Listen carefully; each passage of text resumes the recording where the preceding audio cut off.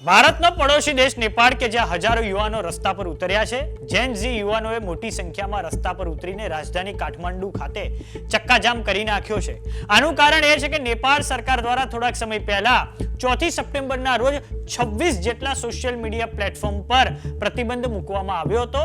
રાજધાની કાઠમાંડુમાં પ્રદર્શનકારીઓ નેપાળની સંસદમાં પણ હવે ઘૂસી ચૂક્યા છે। પ્રદર્શનકારીઓની આક્રમકતાને જોતા પોલીસ દ્વારા હવે આંસુ ગેસના ગોળા છોડવામાં આવ્યા છે, સાથે જબરજસ્ત પાણીનો મારો ચલાવવામાં આવ્યો છે અને હવે તો નેપાળની સેના દ્વારા ફાયરિંગ પણ કરવામાં આવ્યું છે। નમસ્કાર, જમાવટ સાથે હું છું પાર્થ।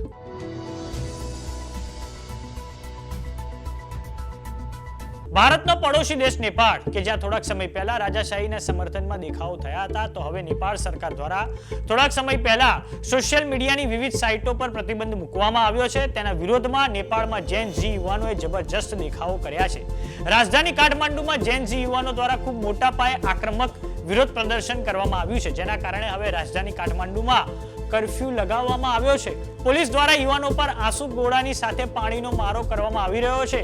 પ્રદર્શનકારીઓએ નેપાળની સંસદના પરિસરમાં ગેટ નંબર 2 પાસે આગ લગાવી દીધી છે। આ આગ ખૂબ ઝડપથી હવે ફેલાઈ રહી છે। આગ હજુ બુઝાઈ નથી શકી।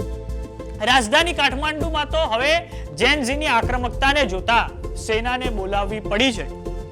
તો હવે નેપાળ સરકારે તણાવભરી સ્થિતિને જોતા સાંજે ઇમરજન્સી એક બેઠક પણ બોલાવી છે। માટે હવે પોલીસે રાજધાની કાઠમાંડુમાં રાત્રે 10 વાગ્યા સુધીનો કર્ફ્યુ લગાવી દીધો છે, જેના અંતર્ગત નેપાળના 4 જિલ્લાઓમાં કોઈ પણ પ્રકારે એક્ઝિટ કે પ્રવેશ શક્ય નથી, સાથે જ કોઈ પણ સભા, રેલી કે પ્રદર્શન નહીં કરી શકાય। આક્રમક વિરોધ વચ્ચે નેપાળમાં સરકારે કેટલાય કલાકથી ફોન અને ઇન્ટરનેટ સેવા બંધ કરી દીધી છે। આ આક્રમક પ્રદર્શન વચ્ચે 9 વ્યક્તિનું હવે મૃત્યુ થયું છે, સાથે જ 80 લોકો ઘાયલ થયા છે। વાત ભારતની તો પેરામિલિટરી ફોર્સિસ એસએસબી એટલે કે સશસ્ત્ર સીમા બળ દ્વારા ભારત નેપાળ સરહદે જબરજસ્ત રીતે વોચ વધારવામાં આવી છે। આપને જણાવી દે કે નેપાળમાં કેપી શર્મા ઓલીની સરકારની સામે ત્યાંના વિવિધ શહેરોમાં જેન ઝી ક્રાંતિ શરૂ થઈ ચૂકી છે। આ પ્રદર્શન એટલે કરવામાં આવી રહ્યું છે કેમ કે નેપાળ સરકારે 4 સપ્ટેમ્બરના રોજ સોશિયલ મીડિયા પર પ્રતિબંધ મૂક્યો, સાથે જ વર્તમાન કેપી શર્મા ઓલીની સરકારની સામે ભ્રષ્ટાચારના ભયંકર આક્ષેપો છે।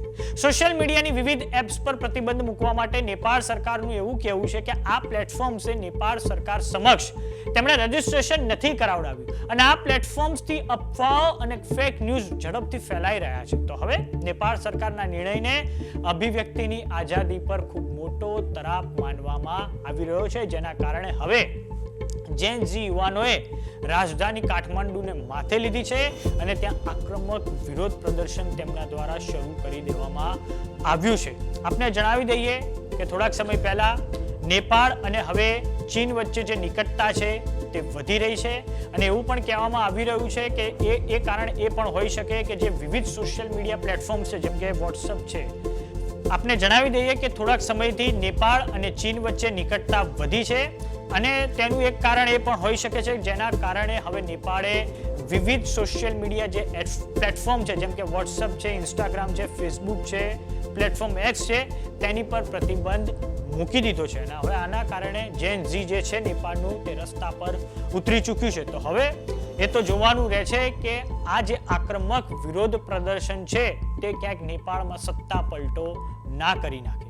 તો આ બાબતે તમારું શું માનવું છે અમને કોમેન્ટ બોક્સમાં લખીને જરૂર જણાવો।